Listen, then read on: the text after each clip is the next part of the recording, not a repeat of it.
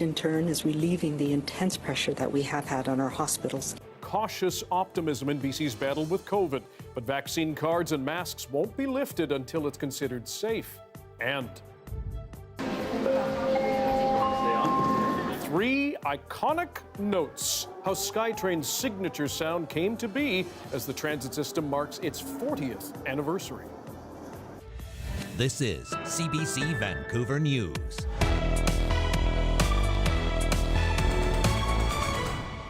Good evening. Thanks for joining us. I'm Dan Burrett. Anita is on assignment tonight. Russian students living in BC are finding themselves in a financial bind. Canadian banks are now barred from major transactions with major Russian banks. And as John Hernandez reports, that means some Russian students here can't get money from back home. It's definitely painful to see news from home. Artemy Meshcherin has a lot more on his mind than just his studies. The second-year UBC student is from Russia, and for days, he's been unable to access funds from his parents who live in Moscow. Right now, I'm financially cut out from home, and since I'm an international student, I pay significantly higher tuition than domestic students, so I'm trying to figure the way out of it. With the invasion of the Ukraine raging on, Canada and countries across the globe have imposed substantial sanctions against Russia, most notably cutting off major Russian banks from the rest of the world. As of this morning, Canadian financial institutions are barred from any transactions with the Russian Central Bank, and we are prohibiting any direct or indirect dealings in Russian sovereign debt. There's no telling how long Russian international students at schools like UBC could be locked out for. Unfortunately, many Russian people, including Russian students at UBC and in Canada, they have to be facing challenges based on the decisions that the government made, and we are not in control of that, and I don't think it's fair to say that we are somehow affiliated with everything that's happening right now. Meshcherin says he's working part-time and hopes the money he earns here can keep him afloat for now, but it's not enough to cover the most expensive costs. It's certainly stressful. Again, my biggest concern is my tuition costs, and I've already mentioned I work here, and that can cover my rent bills and etc. But tuition is a significant money. The university says there are a number of students in similar straits. It's advising them to speak to school officials and says there are supports in place. Those include potentially deferral or emergency bursaries to get them through so they can pay for their food and their housing. I mean, we know that this is obviously a really stressful situation for students from Russia and students from Ukraine and students from Belarus, and we're here to help if we can. With that bit of good news, Meshcherin just hopes he won't suffer further costs for the Russian government's actions. John Hernandez, CBC News, Vancouver. And we will have much more on the Russian invasion of Ukraine and hear from our reporters on the ground in the conflict zones coming up.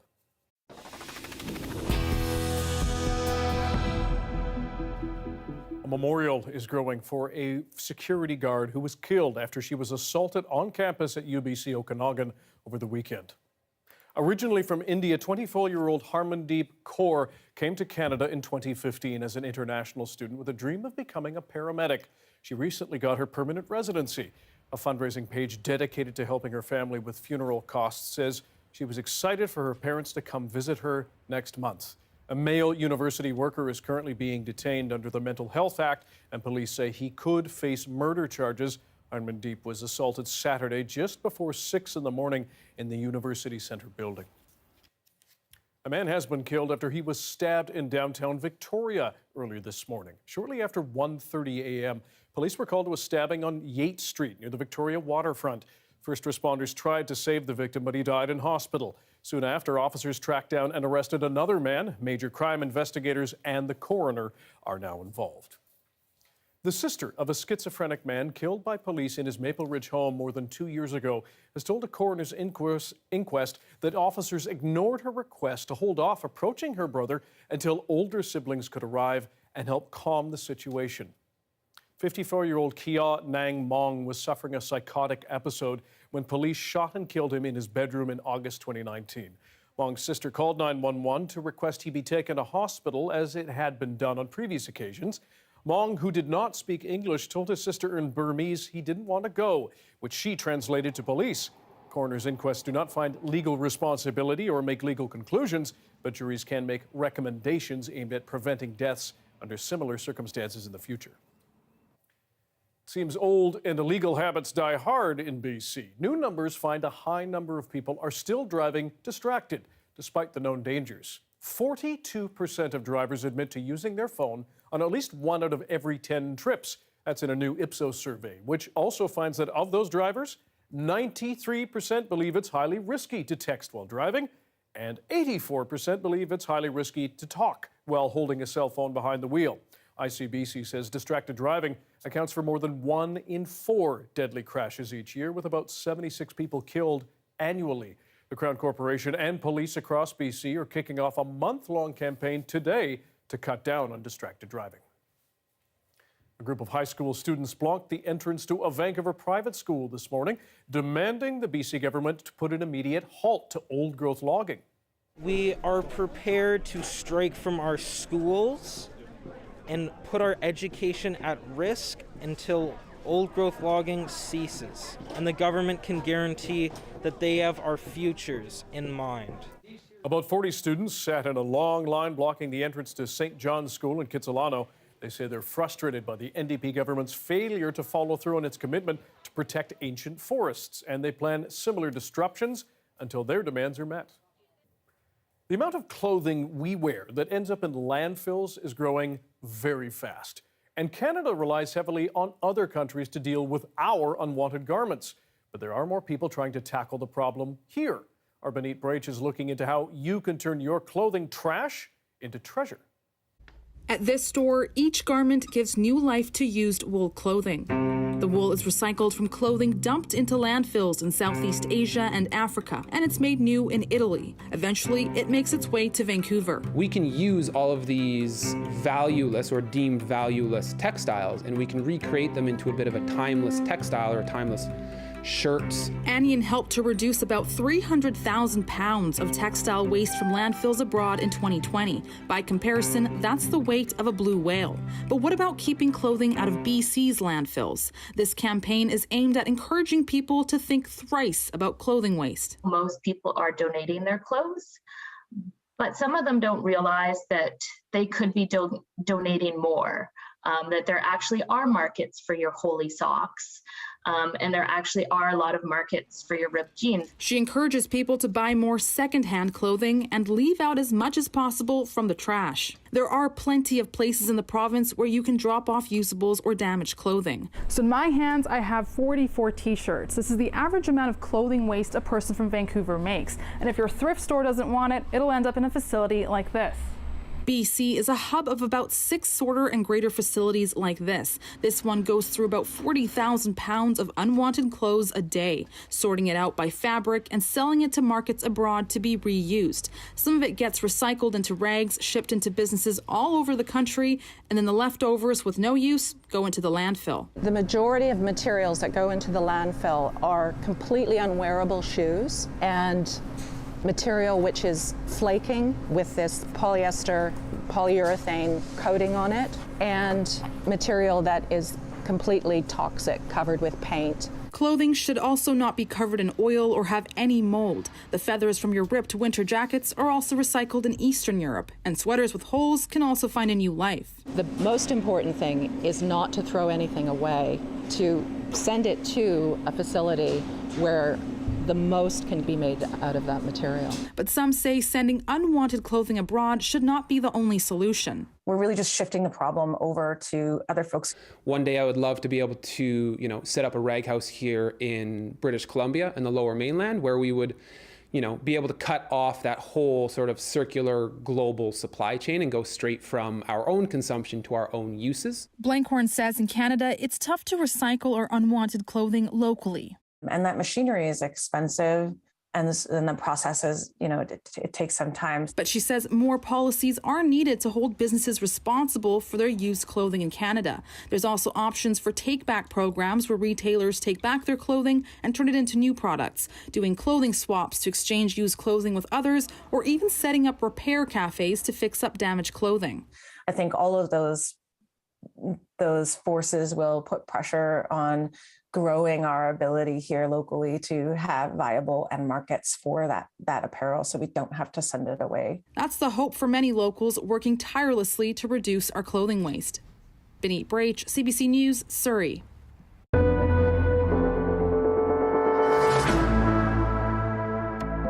BC health officials are sharing cautious optimism about BC's fight against COVID-19. The province reported 466 more cases of the disease today and no new deaths in the past 24 hours. Still, safety measures are not going to be lifted yet. As Belle Puri reports, the next review is in a few weeks. With spring just around the corner, so could be the last of pandemic restrictions. We are seeing some very encouraging trends that set us well for the path ahead here in British Columbia. The transmission of COVID-19 is down across the province. Months of intense pressure on the healthcare system has eased. Officials are committed to making changes to pandemic protective measures by spring break. We will have continued uncertainty as we move through the summer. We hopefully will be in a good place for the next few months because of the immunity that we have and where we are, to be able to relieve the pressure that some of these measures are in place. That said, don't expect vaccine cards and masks to be entirely abandoned. Experts say the immunity will wane. BC has to be ready for what might come in the fall. While case numbers are going down, there's still a lot of COVID out there. Officials say the BA.2 variant of Omicron is increasing in BC, but not rapidly. Right now, there are just over 1,200 cases of it. As well, they're keeping a close eye on variants of the Delta strain currently circulating in Australia and the United Kingdom. It's why new tools in the kit to fight COVID are key. The first doses of the protein-based Novavax vaccine are scheduled to arrive in BC in the next few days. It's approved for those 18 and up. Approximately 1,000 people are on a waiting list for shots. It is safe to mix and match. So if you've had an mRNA vaccine or a viral vector vaccine as your first dose, and you've had concerns or side effects from that, you can use this as a dose too. You don't need to start again. So Novavax can be your second dose in the primary series, and it should be at about 8 weeks. With vaccine card and mask restrictions already lifted in Alberta, other provinces, and most recently in Washington state, some feel BC is behind. But officials say moving slowly and cautiously is the only way to gain ground. Belle Puri, CBC News, Vancouver. Now, as provinces start easing their COVID restrictions, as Bill mentioned, some colleges and universities are also slowly returning to in-person learning. As Deanna Sumanak-Johnson shows us, while some students are looking forward to going back to classrooms, others, like one UBC Okanagan student, have some serious concerns. Nicole de las Llagas returned to in-person classes at Brock University this month, but she says the campus isn't safe. A big concern of ours was the no social distancing, so they are expecting us to be elbow to elbow in a classroom with other students. She's one of more than 1,000 students there who signed a petition to go back to virtual learning. University administrators say we are certain that our campus is a safe environment. The Chief Medical Officer of Health has said to us that the province sees universities and colleges as essential, that they need to be open for learning. Students elsewhere, like at Humber College, petitioning against the return to campus, say it's not only about COVID.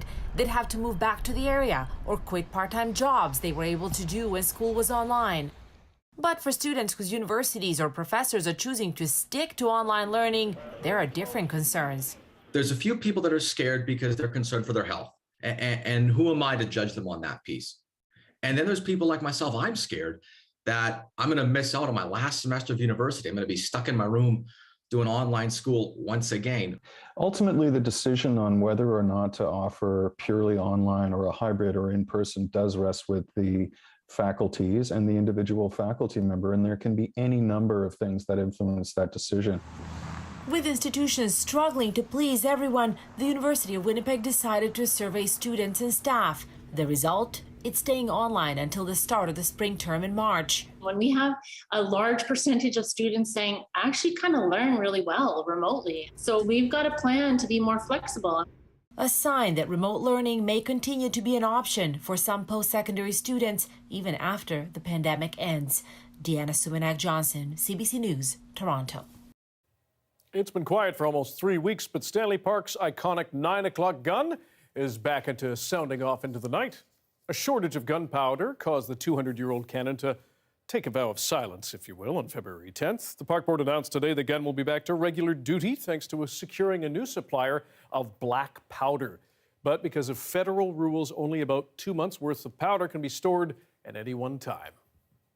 Here's another iconic sound. Now, it was 40 years ago today that construction began on Vancouver's SkyTrain system. The rapid transit line was built for Expo 86 with hopes that technology would be used around the world. Justin McElroy looks back on that day and whether the dreams of 4 decades ago turned into reality. It began, as most mega projects do, with a photo op. The all-Canadian system will become one of the most efficient and sought-after transit operations in North America, according to the politicians, with many other centres watching the construction of the Vancouver line with great interest. From a 1-kilometre demonstration line along Terminal Avenue to a 21-kilometre line from Waterfront to New Westminster, the original Expo line got finished on budget and in time for Expo 86. But that wasn't guaranteed. I mean, the biggest question was, were we going to be ready? Mike Richard was hired by TransLink during the construction of the original line and still works for them today. There was some uncertainty as to the reliability of the trains initially and the automatic train control because it had never been done, certainly not in BC and Western Canada. The linear induction motor, the lack of a driver, the elevated rail, it created a unique system that politicians hoped would be exported across the world. But despite its success in Vancouver, SkyTrain didn't really spread that much. Am I surprised that it isn't in other cities? Yeah, I am, because it is a good system. But a lot of the other North American cities have a legacy system, so that's what they're used to. And that unique transit system has always had its unique sound.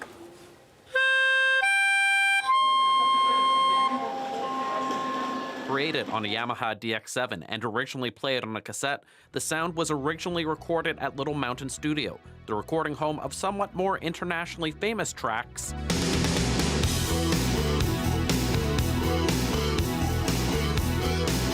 But none played as much in Vancouver as that 3-tone jingle. They sat down and they went through a whole bunch of different sound options. They wanted something that sounded a little bit natural but also modern. Took advantage of the digital playback technology that was new at the time, so you could have something that sounded a bit more realistic than, say, a buzzer or some other mechanical sound on the train. It's now a trademark sound, the one inspired by classical music. The sound engineer was interviewed a few years ago, and he indicated that he actually tried to guide it towards the opening 3 notes of Fanfare for a Common Man. And really, isn't that perfect? An ode to the common man, moving the common person from place to place, for a transit system that has proven to be very uncommon, but very Vancouver. Justin McElroy, CBC News, Vancouver.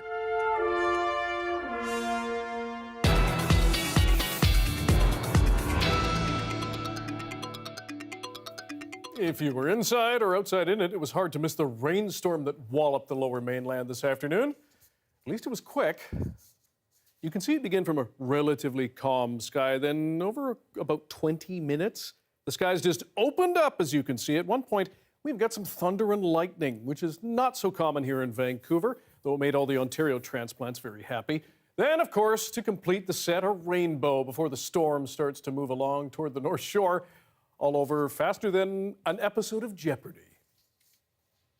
So fittingly, we have meteorologist Johanna Wagstaffe with us now to talk out the facts and the scientific angle here. What was that, Jo? And please answer in the form of a question. Yes, Dan, what is Ontario-esque thunderstorm? Very yes, good. Indeed. Accepted. Very, thank you. Fast-moving and intense downpour. I've got to take you back to the radar where that basically line of storm cells tracked from the southwest towards the northeast in just a few minutes. Let's see if I can pause it on. There we go. That intense cell happening around 4:35. The red on the radar indicating the most intense downpours. We also saw small hail, very strong gusty winds, intense downpours, lightning strikes, and a possible shelf cloud, which is sort of the beginning structure of a big rotating thunderstorm. Now, we didn't nearly get to the stages that would have caused alarm, but that is the beginning stages of the kinds of systems that produce tornadoes in other parts of North America. So yeah, fast and furious. Now, the setup for this was this southwesterly flow. We were expecting rounds of showers to track in from the Pacific towards the south coast. I don't think the models were planning on that kind of intensity as the storm continues to dissipate, but not ruling out showers in the next couple of hours. And that will continue to translate to mountain snow. We've got a few more centimeters to get through. Dan, I think we can safely say March came in like a lion, but I'll take you to a more lamb-like forecast coming up. Okay. Thanks, Joe. You're welcome. Weather update brought to you by Alegria by Cirque du Soleil. Opens March 25th at Concord Pacific Place. We were going to show you a live shot of Kyiv, Ukraine tonight, but as that capital city falls into disarray under Russian bombardment, the live shot we had has disappeared. So tonight, a live shot of BC Place, lit up in yellow and blue in honor of the beleaguered country. We have the latest from reporters on the ground in Ukraine and nearby after this.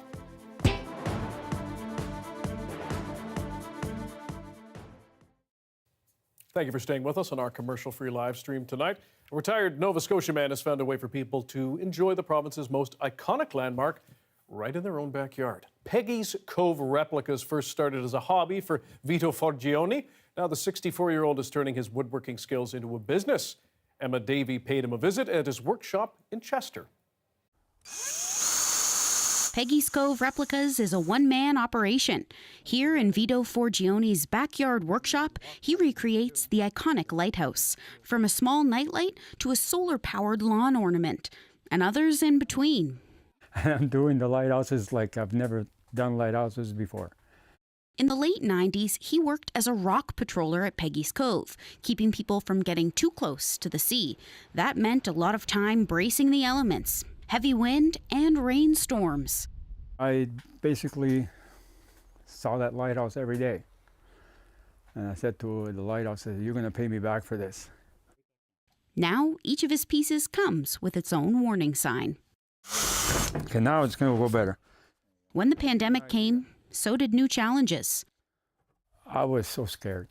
I thought, that's it, I've lost everything now. And it basically went the other way. I go, wow, one after another. Three orders a week was a norm. We were getting 3 orders a day. I'm going, what the hell is going on? People stuck at home looked to Forgione to bring some light into their lives. They say it's unreal. The picture does not do it justice. It's also something, every time I see the reaction, I get the encouragement. But he makes more than just lighthouses. There's patio furniture as well as enormous wishing wells. His latest project is an ambitious one, a fully functional windmill matching the colors of the Peggy's Cove Lighthouse. Finally going to have a windmill out there. And as soon as I do, I know there's going to be customers calling in to get a windmill. The retired 64-year-old says he's happy to have something to keep him busy because he's never been one for sitting down. I can't really foresee myself not doing what I'm doing until I can't do it anymore. Emma Davey, CBC News, Chester.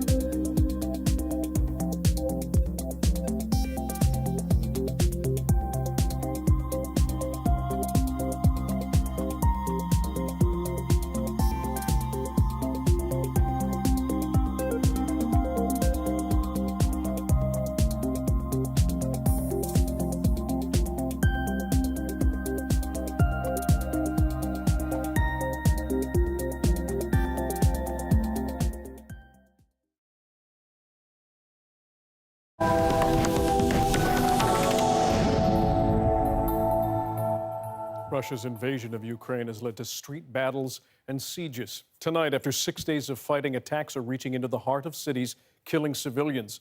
As Susan Ormiston explains, fears are growing as Russia escalates its tactics. Russia struck at the heart of Ukraine's second largest city, laying waste to Russia's claim it's only targeting military sites.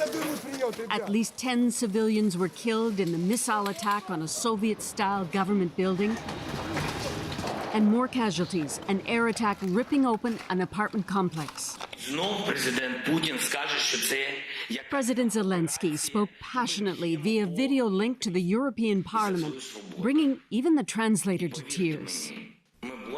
We are fighting just for our land and for our freedom, despite the fact that all large cities of our country are now blocked. Nobody's going to break us. We're strong. We're Ukrainians. He got a standing ovation from politicians clearly moved. But a menacing convoy of Russian tanks and military vehicles continues to slowly advance towards the capital, Kyiv. As a prelude, maybe, a precision strike on Kyiv's central TV tower, killing 5. Military analysts believe it was strategic, targeting communications in advance of a massive attack on the capital. Kyiv streets were mostly empty, residents sheltering in place with just air raid sirens piercing the silence. Some lined up for groceries, preparing for the unthinkable. We are all united. We have to help each other. That spirit echoes in western Ukraine, outside Lviv, at a self-made blockade. With an axe and a bat, a group of men are patrolling a side road off the highway. Are you scared, worried? Yeah. No. No, не страшно. I'm not scared. We're not afraid. We're Ukrainians. Are you strong? Сильні, сильні. Strong. Strong. Ukraine is strong. Putin? Putin? They swear. Susan Ormiston reporting tonight. In Europe, as we saw, an incredible show of unity as leaders support Ukraine and try to shame Russia. But Ukrainian's president says he needs more and fast. Salima Shivji has his plea for help. The crowds converge outside the symbol of Europe's unity to call for even more solidarity. Inside the European Parliament, draped in Ukraine's colors, a long-standing ovation for the country's president, who had a passionate plea that Ukraine be accepted into the European Union fast. Prove that you will not let us go, that you stand by us, Volodymyr Zelensky said. Europe, once splintered, now steadfast. If Putin was seeking to divide the European Union, to weaken NATO, and to break the international community, he has achieved exactly the opposite. We are more united than ever. Hundreds of kilometers away, thinly veiled anger rippled through the United Nations, diplomats walking out rather than listen to Russia's foreign minister. Not quite what Putin intended. Instead of exploiting division, Russia's actions have done the opposite. NATO troops poised and deploying to Ukraine's neighbors. Hello. Boris Johnson, visiting a base in Estonia, is firmly on side. The scars of a bitter Brexit fight, unimportant in the face of war. If Vladimir Putin thinks he's going to push NATO back by what he's doing, he's gravely mistaken. For experts on the makeup of the European Union, this was to be expected, a knee-jerk reaction in the face of an existential crisis. That's the EU. They're always fighting each other over something. But whenever they're attacked from the outside, they come together and then push to fight for their survival. But the momentum of now, propelled by protest after protest in support of Ukraine, may grind into the slow machinery of the EU. Today's vote to work towards bringing Ukraine into the Union's fold could take years to become a reality. Salima Shivji, CBC News, London. Efforts to punish Russia economically for invading Ukraine are growing.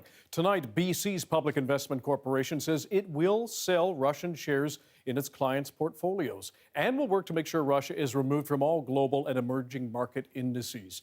But as the Russian government feels the strain, as Anita Bathe explains, everyday Russians are also getting squeezed. We are prepared to do what it takes to degrade the Russian economy. In a rare move, the European Union moved to block 7 banks from SWIFT, a major messaging service used to receive payments. It's meant to provide a lot of hardship, limit access to capital.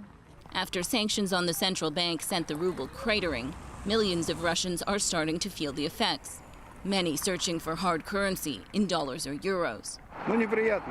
Those consequences are very unpleasant indeed, says this Russian. And while that may create pressure on Putin at home, the Kremlin says it has enough resources to weather the economic storm. Though today Putin banned cash exports from Russia exceeding $10,000. The number of businesses exiting Russia is growing by the hour. Shipping giants have suspended orders to and from ports. FedEx and UPS will halt deliveries. Big oil firms are dumping their projects, losing billions in the process. Visa and MasterCard have blocked services to Russian banks. And Apple says it's halting sales in Russia. This is going to be more difficult to do business in Russia for the next several years, even if there's a path to de-escalation and sanctions being lifted. And that's a big if right now. So far, the sanctions have avoided targeting Russian oil and gas because it would hurt the European nations that depend on those supplies. The challenge is that it's not really easy to do given Russia's large stake in the global energy markets. It all adds up to a Russia that is more isolated. If you back Russia into too tight a corner, you increase the risk that Putin may respond in a non-economic way. And that's a path that is to be avoided at all costs. Nisha Patel, CBC News, Toronto.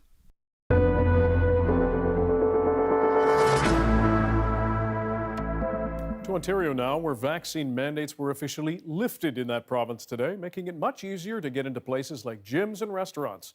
Greg Ross has more on what people think of the change. For the first time since the start of the pandemic, the Sunny Morning restaurant in Etobicoke opened today with no restrictions and no vaccine mandates. Hopefully this will bring in a few more people. Owner Sergio Castano Garcia says while it's not exactly back to pre-pandemic life inside the restaurant, it's getting closer. We have to keep staying safe. We have to continue taking measures to stay safe, but at least this brings us back to normal a little bit more. And customers seem ready to move forward as well. At some point, we have to learn to live with it anyways.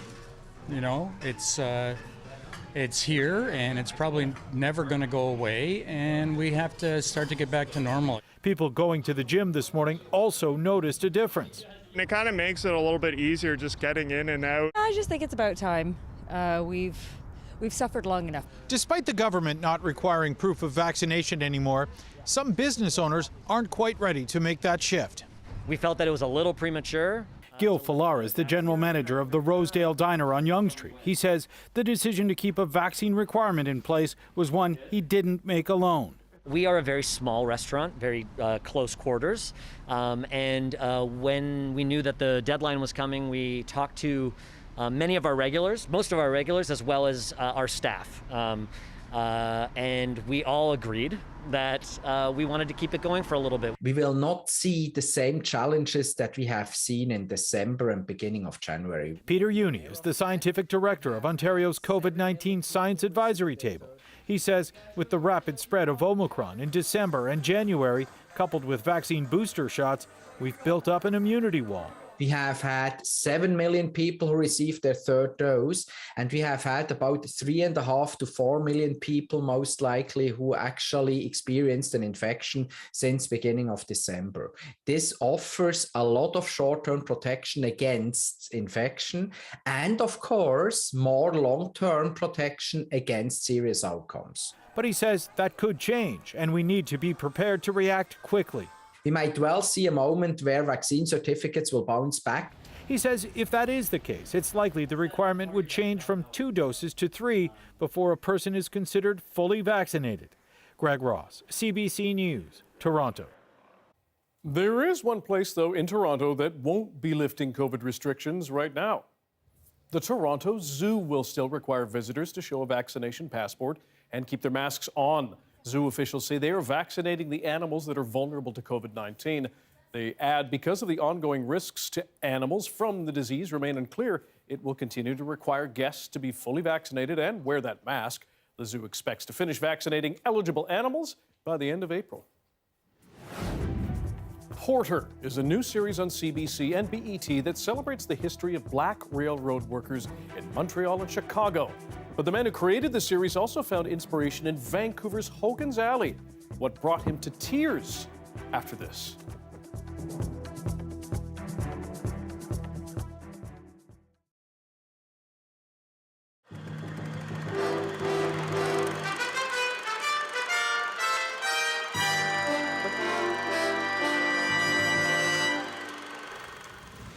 Representatives of the federal and provincial governments gathered in the rain in front of the old CNR station in Vancouver as Liberal Senator Ray Perot presented a check for $60 million, the federal government's share of the project.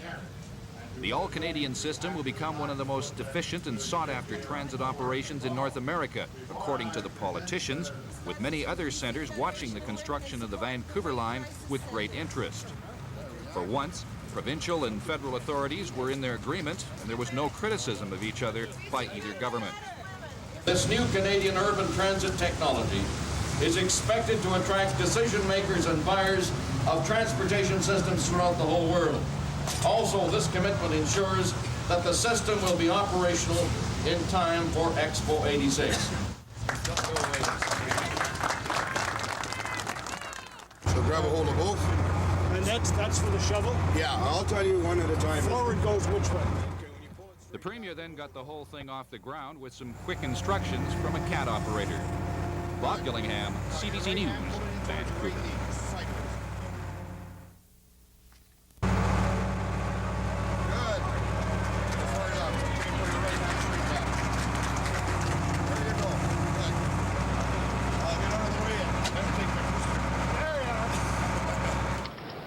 It seems wherever they go, there are flowers for the princess. There were so many today that Prince Charles helped to collect them. The princess could hardly carry them all, and some of the people who came to see them could hardly believe it all. You said you don't use that to dry dishes, do you? And what did you say? I said no. For some, it was all too much. I didn't say anything. Why not? I don't know. A little shy? Right.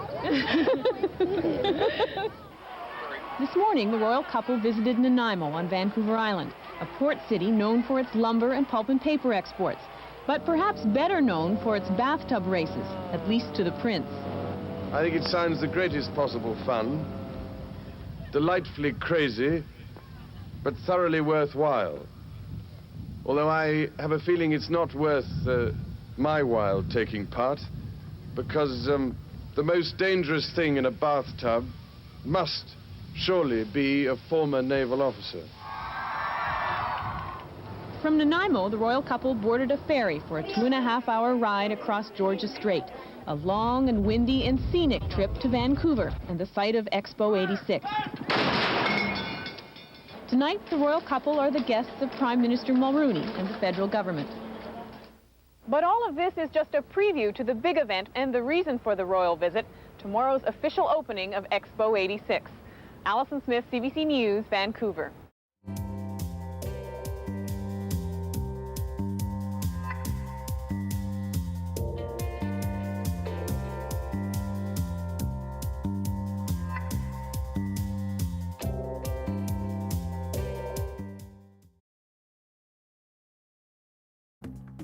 Here are some of the stories we're following tonight for you on CBC Vancouver News.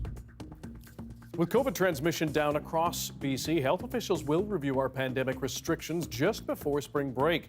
But Dr. Bonnie Henry warns tools like vaccine cards and masks will not be abandoned, saying they'll need them to be kept in the province's back pocket in case we need to whip them out again.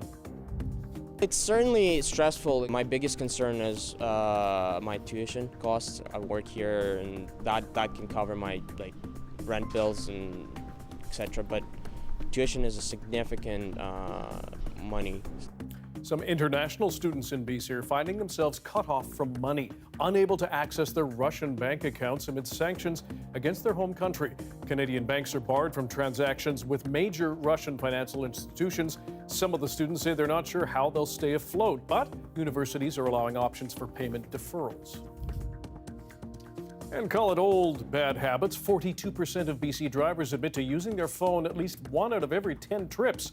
The findings from a new Ipsos survey also show that of those drivers, 93% know it's highly risky to text while driving. ICBC and police across the province are starting a month-long campaign today to cut down on distracted driving.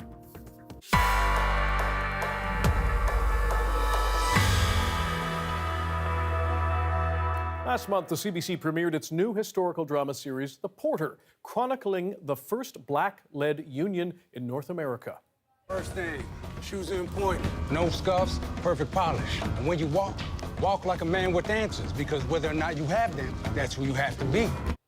The series follows a group of black train porters in the 1920s as they navigate the broken labor system. The show is inspired by the pan-Canadian history of black people in this country, and it aims to diversify perspectives of black Canadian history, going beyond slavery and the Underground Railroad. The 8-episode series is a collaboration between CBC and BET with nearly all black talent both in front and behind the camera. While The Porter is set in Montreal and Chicago, some of the inspiration for the show came from Hogan's Alley here in Vancouver. To tell us more about The Porter's BC connections, we're joined by Arnold Pittock. He is the show's creator and executive producer. He plays the character of Glenford. He does basically everything. Arnold, welcome. Tell us about the connection, the BC connection with the show. Wow. I was in Vancouver working on Travelers with a good friend of mine, Eric McCormick. And I was living at Maine and Gore. And, you know, it was just one of those times while we were trying to get this show going. My co-producer, Bruce Ramsey, is from Montreal. And it was that fork in the road where, you know, the show could have not happened, or, you know, or you could have, you know, triumphed on and kept working hard on it. So I decided to go across the street to this little restaurant and have a drink, of course. Sorry, you know, pour your sorrows into a beer. And there's one thing about Vancouver, they got their microbreweries, man. That was a big thing that I noticed there. And I just so happened to look up, and there on the pole, I thought I saw the sign with a porter hat on it. I wasn't 100% sure, but I ran out of the bar and I saw this map, and it was a map of Hogan's Alley. And I was thinking of how hard it was to get this show going, just like any other show, but this one was very passionate towards me. And it broke me down. Tears started rolling from my eyes, because there I was in that fork in the road of maybe giving up on trying to get this wonderful story going or to continue on. And there was a picture of a porter and where they lived, and Via's chicken stand, Jimi Hendrix's great, you know, grandmother. The little dots have shown me where, you know, the Pullman Porters Club was, which was a club where all the porters went to, and, you know, where they all lived. And it was really, really emotional to me. And the only thing that snapped me out of it was the bartender ran out and go, "Hey, dude, you gotta pay your bill." Now, The Porter boasts a nearly all-black cast and crew. What does that bring to the set and beyond when it comes to representation and how the show comes across and is created? Well, I think for me, when we brought the creatives together, there was a great deal of commonality for us to be in a writing room where majority of us all looked and had similar experiences. So when we were sharing how Junior would react in certain avenues, or how Marlene would react, or how Marcia Green and Anne-Marie, the showrunners, would talk about, you know, how Marlene's hair would look. There wasn't a huge explanation of how to talk about how her hair would look, because these two women are Black women. And I found that was really a unionizing of us being able to bond together extremely quickly to tell these fascinating stories. Arnold Pinnock, we appreciate your time. Can't wait to see the show. Well done. Thank you so much. Cheers.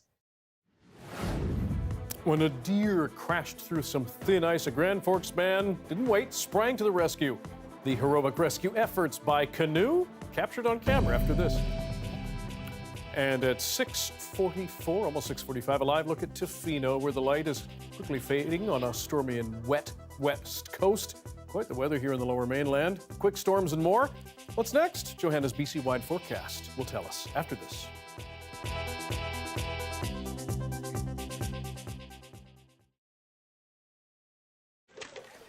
Over the last 2 years, we've had weekly surf lessons in the summer months and have had over 200 people come through participating. With that number comes families, friends, supporters, volunteers. Okay, we working on this flag? The North Preston Surf Program begins with everybody arriving. And there's hugs and there's a lot of excitement. We just start handing out wetsuits left, right, and center, coordinating people with a one-on-one volunteer to take them into the water and aboard. And then the people who are new, who have never surfed before, kind of form a group and go with the instructor who runs the lesson on the beach for the first hour. The second hour of the day is a lot more freeform. It's just kids playing in the waves. You know, we're all out there up to our necks, just jumping over waves, playing games, throwing seaweed at each other. It's very pure and very joyful, and it seemed to happen without fail every single week. I always dreamed of going surfing. And I would dream of what it would feel like of being a surfer. So. What I like most about surfing is that you can feel confident about yourself. It's definitely opened my mind up to the sport of surfing. I love it. I'm smitten by it. When I stand up on that surfboard, my blood rushes. It's on fire, and even just for a split second, even if you're out there for 4 hours and you stand up one time, it's all deserving for that one moment. I was excited just thinking of all the TV shows and movies of people landed and stuff. Yeah, because that's actually, that's interesting because I think about how many times have you seen black people on TV surfing? None. Exactly, right? That's kind of one of the reasons why we wanted to start this program, because we want for it to be something that we can all access to, and be black power. This is awesome. I just love this, and so I got so many nieces and nephews out there. We never had those opportunities when we were young. Never, Martin Luther King would say, free at last, free at last. Thank God Almighty, I'm free at last. I actually had a moment when I was putting the wetsuit on the child and I see her little toes stick through the wetsuit. It's such a program that is so visual and real. There's this really beautiful space that we're in right now of giving everybody a chance to kind of get connected to nature, to the ocean, to themselves, to their children. It's just healing and holistic in so many ways.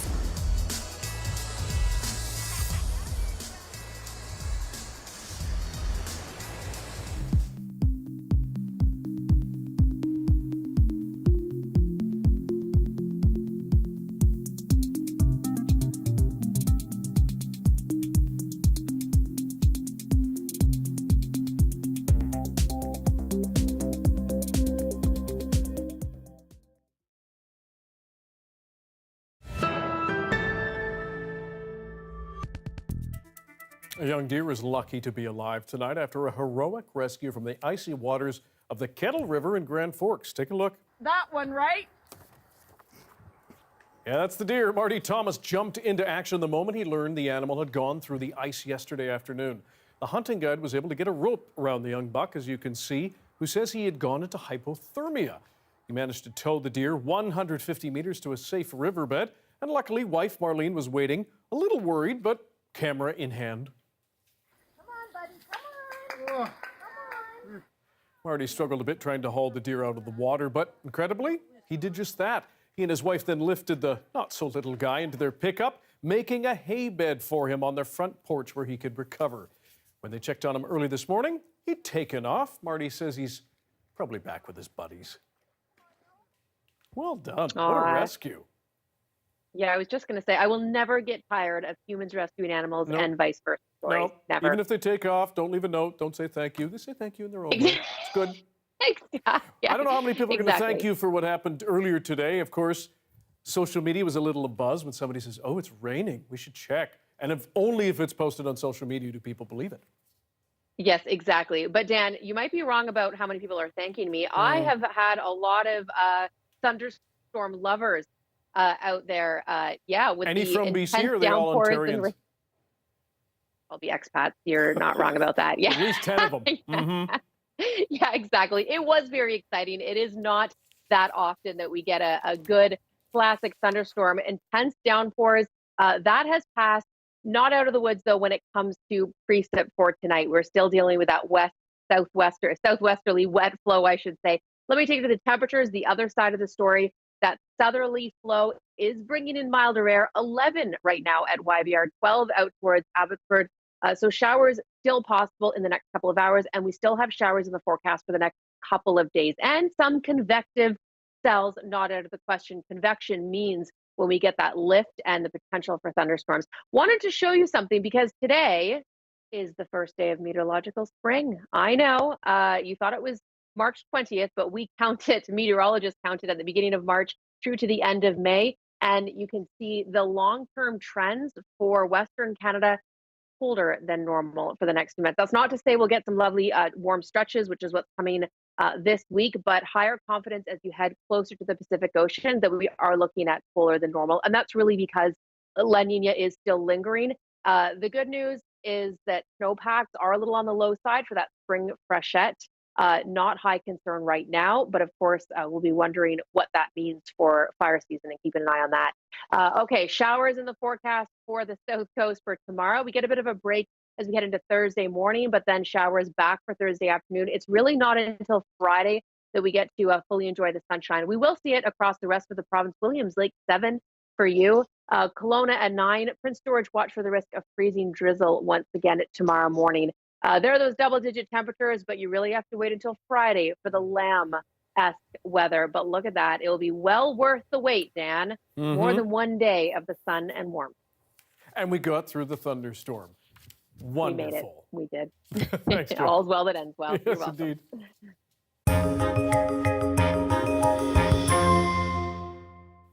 A Canadian cannabis grower's dream of a bounty of weed has gone to pot. The Nova Scotia farmer says he's been smoked by a mix of low prices and restrictive government regulations. As Jack Julian reports, it's a problem for budding growers big and small right across this country. Adam Webster and his family spent roughly $80,000 building a facility to sprout and cure craft cannabis. But today, the secure shipping containers of Annapolis Valley craft cannabis are empty, and Webster is leaving the industry behind. It was going to be an extra source of income for our farm. It was supposed to be more for stability, but that didn't happen. It's a sharp contrast to last spring, when young plants were ready for Webster's craft cannabis plot. And last summer broke hot and humid, perfect conditions for his no-spray plants. But after harvesting roughly 230 pounds of weed over 2 summers, Webster has been unable to sell a single bud. Basically because the market's so bad, everyone has a product and no one's moving it, or a few people are, but for very small amounts. And it's not just a problem for Adam Webster. Cannabis growers big and small have been hit by a glut in the market. And so we're hearing this from a lot of outdoor growers, especially the smaller micros, but even the big guys. There's some of the big guys that are destroying entire crops because they can't find any buyers for it that it's worth selling to. Another challenge is that growers are only allowed to sell to cannabis processors licensed by Health Canada. And those processors are now able to buy larger quantities for under 10 cents a gram. It's frustrating for Webster because he says there are plenty of people who wanted to buy from him directly at the local farmers market. I'm a vegetable farmer, so lots of people were like, where can we buy your cannabis? when can we get it? And I would just have to say no. Meanwhile, Adam Webster says he solved his cannabis problem by giving it away. I know a processor. We have kind of mutual trust, so I just said, just take it free of charge, and if you sell it, then throw some money back my way. Webster says he's now going to use his shipping containers to grow microgreens year-round. Unlike cannabis, it's a crop that sells easily and at a profit straight to anyone who wants it. Jack Julian, CBC News, Port Williams. The world is gearing up for the Winter Paralympics. Why the flame was lit half a world away from China after this.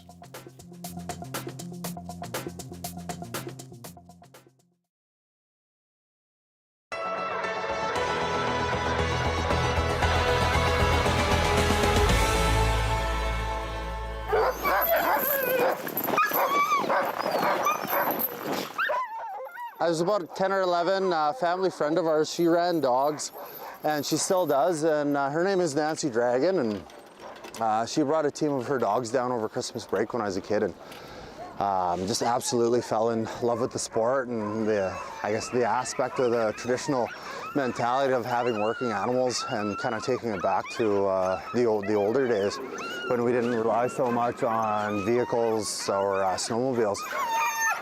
My name is Garrick Schmidt, founder and I guess owner, operator of Eagle Ridge Dog Sled Tours. About 3 years ago, we had Kevin Lewis come down to Ochapowace when I was running a land-based program there. From there, I got a chance to go and attend some camps up at his camp. They run kind of Assa culture camps up in Minnesota Lake First Nation, and got a chance to do high tenant camps, canoe building projects, bull building, and tying in the culture and language in with the dogs and the stories that go along with the dogs. This guy's Federer. He's 11 years old. He is a part of the first 8 dogs that I got about 2 years ago. Beginning of October, when the temperatures do finally start to cool down, we'll do what's called dry land training with the dogs. I'll hook them up similar style with the gang line, but in front of the quad. We'll start off really slow with about 2 miles at a time, about 5-6 miles an hour, just to kind of get them back in the routine of running again. And then from there, we add on more and more mileage and kind of start progressing with when it starts to snow out. We get back on the sleds, we get the mileage in, we feed the dogs, like we'll snack them throughout the day if we're putting in 40 or 50 miles in a day.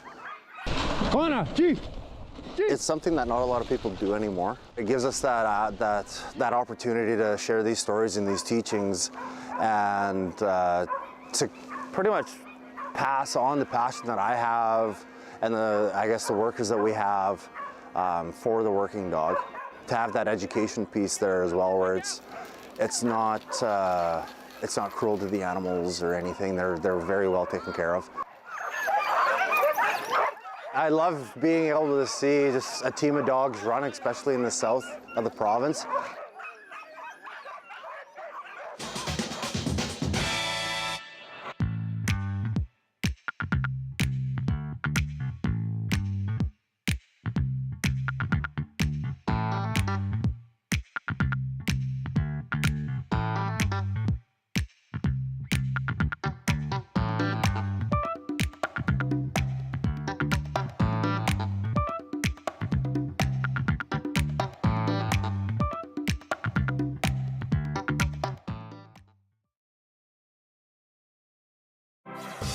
Hi, I'm Amy Bell. Here's what's in your CBC Vancouver inbox. On March 10th, join CBC British Columbia's Michelle Elliott and inspirational female entrepreneurs at the Surrey Board of Trade's Entrepreneur Showcase. Register for the discussion today at businessinsurrey.com and never miss a special programming series or contest. Subscribe to CBC Vancouver's e-newsletter at cbc.ca/Vancouver inbox and keep connected with us.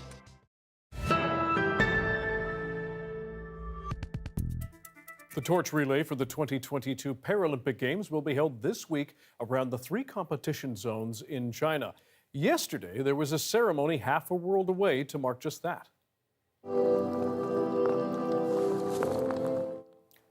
That was the scene in Stoke Mandeville in the UK, known as the birthplace of the Paralympic movement. 2 British wheelchair curlers lit the flame, which will now be flown to Beijing, and merged with flames from relays in China. The opening ceremony for the Paralympics is on Friday, and you can watch and read all about the Paralympics on CBC television, radio, and online at cbc.ca/sports. Thank you for being with us tonight on CBC Vancouver News at 6. You can watch this newscast on CBC Gem, our free app, as well as YouTube, Facebook, Instagram, and of course our website, cbc.ca/BC. I'll have your next local news at 11 o'clock right after the national. Good night.